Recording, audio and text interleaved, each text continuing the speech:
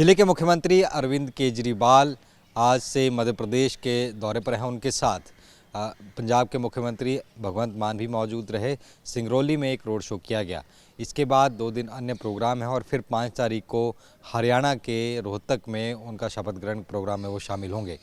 अरविंद केजरीवाल को आज ईडी की तरफ से समन दिया गया था। 11 बजे ईडी दफ्तर में पूछताछ के लिए बुलाया गया था, लेकिन अरविंद केजरीवाल वहां नहीं गए। उन्होंने एक लेटर ईडी के लिए जारी किया है। उसमें उन्होंने कहा है कि 2-3 कारण पूछे हैं। एक तो बुलाने का क्या कारण है, एज ए विटनेस बुला रहे हैं या एज ए उनको अक्यूज बुलाया जा रहा है, ये उनका पूछा गया। और साथ ही में ये कहा गया है कि ये पूरे तरीके से षड्यंत्र है, बीजेपी की तरफ से षड्यंत्र रच कर उनको बुलाया जा रहा है। और ये समन जो है बीजेपी के नेताओं में कैसे लीक हो गया, कई और बातें भी उनकी तरफ से कही गई। और साथ ही में कहा गया कि ये पूरा का पूरा जो समन है उसको रिकॉल करना चाहिए। आज इससे पहले 9 महीने पहले करीब अरविंद केजरीवाल को भी सीबीआई ने समन किया था, तब अरविंद केजरीवाल गए थे। लेकिन इस बार ईडी ने जब समन किया है तो उसके बाद अरविंद केजरीवाल उस पेशी में नहीं गए हैं। अब देखना होगा ईडी क्या एक और समन जारी करती है या कोई कानूनी पहलू अप्लाई कर इसके ऊपर यूज किया जाता है। तो वहीं भगवंत मान और अरविंद केजरीवाल आज दिल्ली से दोनों ही मध्य प्रदेश के सिंगरौली के लिए रवाना हुए। वहां पर एक रोड शो उनकी तरफ से किया गया। अब आने वाले दिनों में और भी 5 राज्यों में चुनाव प्रचार उनकी तरफ से किया जाएगा। दिल्ली से कैमरामैन आदित्य के साथ नितिन दीवान।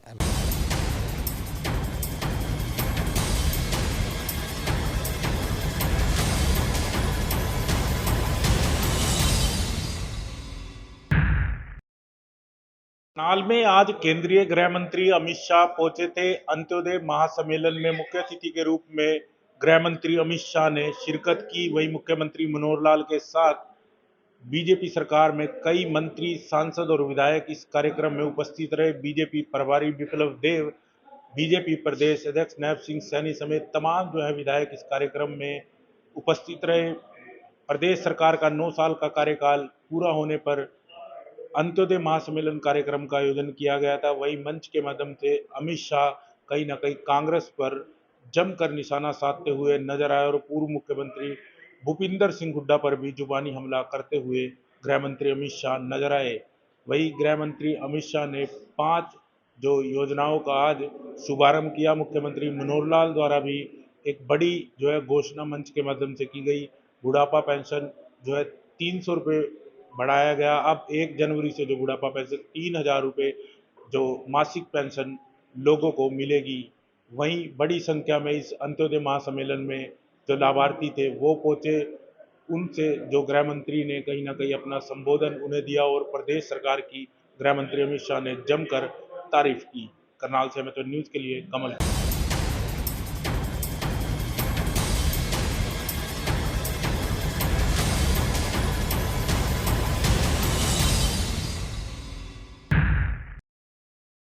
हिमाचल प्रदेश में हाल में आई आपदा के बाद जनता को राहत देने का काम ठाकुर सुखविंदर सिंह सुक्खू ने अपने आर्थिक विशेष पैकेज के माध्यम से करने की घोषणा की थी, जिसको लेकर विपक्ष अब कई सवाल सरकार के ऊपर खड़े कर रहा है। उसका साफ तौर पे ये कहना है कि जिस तरह से सरकार ने कहा था कि जिनके घर जो है वो इस बाढ़ के समय में बह गए थे उनको जो है वो मकान दिए जाएंगे, जिसमें जो है वो महीने की जो किस्त होगी उसकी जो है वो सरकार वहन करेगी। तो 10,000 की बात थी जो अभी तक लोगों को नहीं मिल पा रही है। इसको लेकर कहीं ना कहीं विपक्ष सरकार को घेरते हुए नजर आए। उन्होंने साफ तौर पे कहा है कि जिस तरह से चुनावों से पहले कांग्रेस सरकार ने जो लोगों को गारंटियां दी थी वो भी कहीं ना कहीं खोखली साबित हुई हैं। और इसी तर्ज पर जो है वो अब जो विशेष पैकेज के माध्यम से जो जनता को राहत देने की बात कांग्रेस कर रही है तो वो भी कहीं ना कहीं खोखला साबित होता हुआ नजर आ रहा है। बहस जो है वो कहीं ना कहीं राजनीति करने की कोशिश यहाँ पर की जा रही है।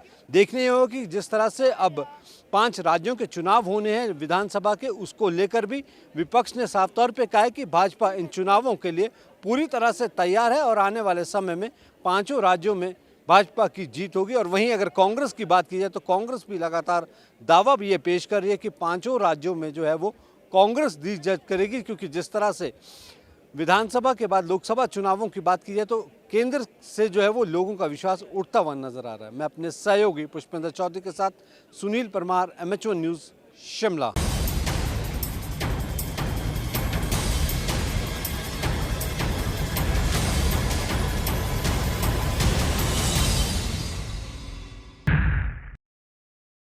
बीते कुछ दिनों से दिल्ली एनसीआर में स्मोक की महीन चादर ने, स्मोक की जहरीली चादर ने साइबर सिटी को अपनी चपेट में ले रखा है। साइबर सिटी पूरी तरह गैस चैम्बर में तब्दील होती नजर आ रही है। इस वक्त मैं गुरुग्राम के एमडीआई चौक पर मौजूद हूं, जहां पे जो पोल्यूशन मापक यंत्र है, आप साफ तौर से देख सकते हैं कि किस कदर खतरनाक हालात साइबर सिटी के तमाम हिस्सों में हैं। ये सिर्फ इस हिस्से की बात नहीं है, एमडीआई चौक की बात नहीं है, तमाम हिस्सों में स्मोक की ये जहरीली चादर फैली हुई है, जो कहीं ना कहीं लोगों को बीमार करने का काम कर रही है। हालांकि जिला प्रशासन ने इसको लेकर तमाम तरह के दावे जरूर किए हैं। ग्रैब 3 को लागू किया गया है, तमाम तरह की पाबंदियों के दावे जिला प्रशासन की तरफ से किए जा रहे हैं, लेकिन इसके बावजूद जो एमडीआई चौक पर लगे ये पोल्यूशन मापक यंत्र का PM 2.5 का अगर मैं लेवल की बात करूं तो 249 के पार ये होता नजर आ रहा है, और PM 10 की बात करूं तो 429। अभी कुछ देर पहले ही ये PM 10 कहीं 400 के पास था, लेकिन अब जैसे जैसे ये स्मोक की चादर गहराती जा रही है, शाम के 4 बजे आप देख सकते हैं चारों तरफ एक धुंध का सा माहौल है। ये धुंध नहीं है, ये स्मोक की महीन चादर है, गैस चैम्बर में तब्दील होती जा रही है साइबर सिटी। लेकिन जिला प्रशासन के जो तमाम दावे थे वो कहीं ना कहीं धूमिल ज़रूर होते जा रहे हैं। मैं आपको उन दावों की भी बताना चाहूँगा कि किस कदर जिला प्रशासन ने बीते कुछ सालों के दौरान जैसे जैसे पोल्यूशन बढ़ा है वैसे वैसे तमाम दावे किए थे कि मसलन सड़कों से 10 और 15 साल पुराने वाहनों को हटा लिया जाएगा। लेकिन आप साफ तौर से देख सकते हैं कि अभी भी डीजल के ये जो 15 साल पुराने वाहन थे या 10 साल पुराने वाहन थे वो अभी भी सड़कों पर दौड़ रहे हैं, और जो इससे निकलता डीजल है और साथ में लगती मिट्टी है, यही जहरीले पार्टिकल को जन्म देती है, और इसी जहरीले पार्टिकल की वजह से ये खतरनाक लेवल, पोल्यूशन का लेवल खतरनाक स्तर पर पहुंचता जा रहा है। हालांकि जो पराली का धुआं है वो भी कहीं ना कहीं दिल्ली को और दिल्ली एनसीआर के आसपास के तमाम इलाकों को अपनी चपेट में ले चुका है, लेकिन बावजूद इसके जिस तरह से प्रदेश सरकार को पराली जलाने को लेकर इंतजाम किए जाने चाहिए थे, कुछ दिन पहले ही, कुछ महीनों पहले ही इंतजाम किए जाने चाहिए थे, वो कहीं ना कहीं इंतजाम करने में पूरी तरह फेल रही है प्रदेश सरकार। जिला प्रशासन ने जो तमाम दावे किए थे, मसलन की डीजल ऑटो को सड़कों से हटाया जाएगा, मसलन की जो डीजल की गाड़ियां हैं, 10 साल पुरानी गाड़ियां हैं, उनको सड़कों से हटाया जाएगा, मसलन की जो 15 साल पुरानी पेट्रोल की गाड़ियां हैं उनको सड़कों से हटाया जाएगा, लेकिन तमाम वो वाहन सड़कों पर फर्राटे से दौड़ रहे हैं, और जिला प्रशासन की ऐसी कोई टीम सड़कों पर मौजूद नहीं है जो इस तरह के वाहनों पर नकेल लगाए, जो कि सरेआम इस तरह से पोल्यूशन को लगातार बढ़ाते हुए देखे जा सकते हैं। कैमरामैन जितेंद्र शर्मा के साथ Neeraj Vashishtha, Gurugram, MH1 news.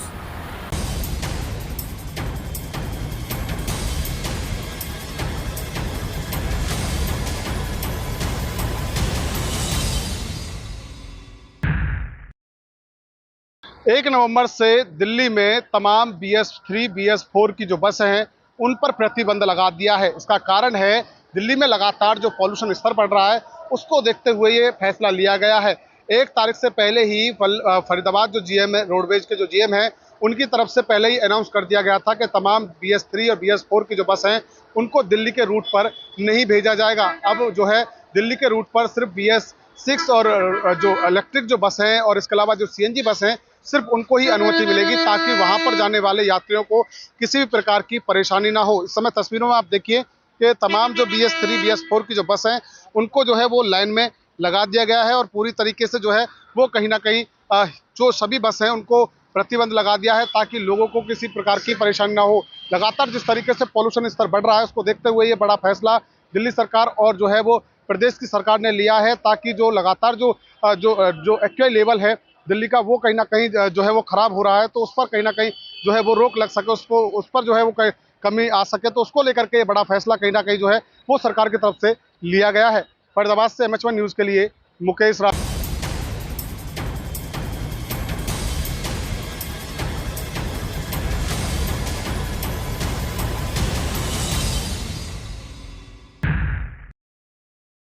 South south Korea में आयोजित 15वें एशियन शूटिंग चैंपियनशिप में रोहतक की बेटी कनक बुधवार ने अपना लोहा मनवाया है और आपको बता दें इस शूटिंग चैंपियनशिप में उसने रजत और कांस्य पदक जीता है। इसको लेकर पूरे गांव में उत्साह और एक पर्व का माहौल बना हुआ है और जैसे ही आज वो रोहतक पहुंची तो सुनारिया गांव के जो सभी ग्रामीण थे और साथ में कलानौर विधायिका शकुंतला खटक यहां पहुंची और उन्होंने उसका फूल मालाओं के साथ भव्य स्वागत किया और ढोल नगाड़ों के साथ यहां से घर तक उसको ले जाया गया।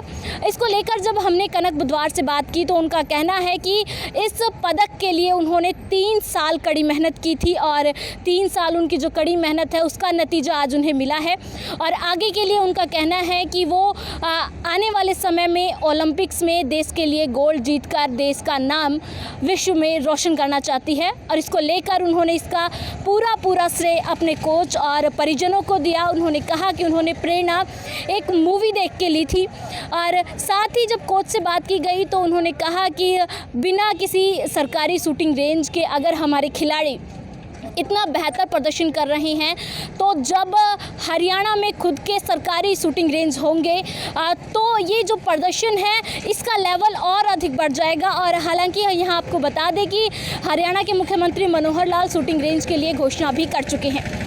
MH1 के लिए रोहतक से मैं रिया त्रिपाठी।